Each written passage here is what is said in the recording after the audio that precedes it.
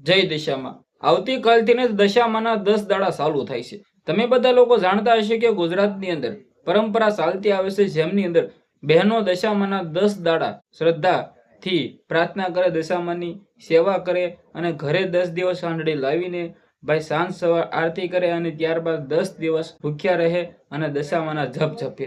હવે તમે બધા લોકો જાણતા હશો કે ગુજરાતની અંદર ઘણી જગ્યાએ ચમત્કારો જોવા મળતા હોય છે, જેમની અંદર આજે આપણે વાત કરવાના છીએ કે દશામાના 10 દાડા આવી રહ્યા છે। આવતીકાલથી જ ગુજરાતમાં ચાલુ થઈ રહ્યા છે। તો ભાવિ ભક્તો ગુજરાતની અંદર દશામાની સાંઢળી ખરીદશે, ત્યારબાદ તેને ઘરે લાવશે, સારું નાનકડું મંદિર બનાવશે, ત્યારબાદ ત્યાં મૂકશે અને તેની બધા ઘરના પરિવારો ભેગા થઈને સાંજ સવાર દશામાના ભજન કરશે, આરતી કરશે અને મિત્રો પ્રાર્થના કરશે અને દશામાના 10 દાડા રહેશે અને દશામાની વાર્તા સાંભળશે। તો ક્યાંક ને ક્યાંક તમે બધા પણ લોકો જોઈ શકો છો કે ગુજરાતની અંદર ભાઈઓ આવતીકાલથી જે દશામાના 10 દાડા ચાલુ થઈ રહ્યા છે, ભાવિ ભક્તો ઉમટવાના છે દશામાની સાંઢળી ખરીદવા। કારણ કે 10 દાડાની અંદર પોતે ક્યાંક ને ક્યાંક આપણે વાત કરીએ તો ઘરે સાંઢળી લાવે છે અને ત્યારબાદ પ્રાર્થના કરે છે, જપ કરે છે, આ બધું કરે છે।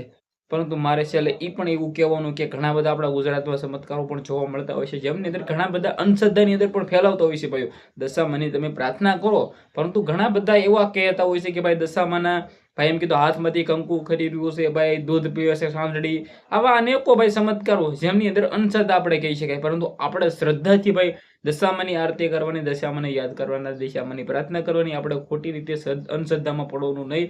કારણ કે દશામાં સાક્ષાત ચમત્કાર આપે તો પોતાના મનમાં આપે છે અને આપણે મનથી ધારવાનું કે દશામાં આ દુનિયામાં છે, આપણે સમક્ષ હાજર છે, તમે તમારા મનથી વિચારશો તો દશામાં તમને દેખાશે।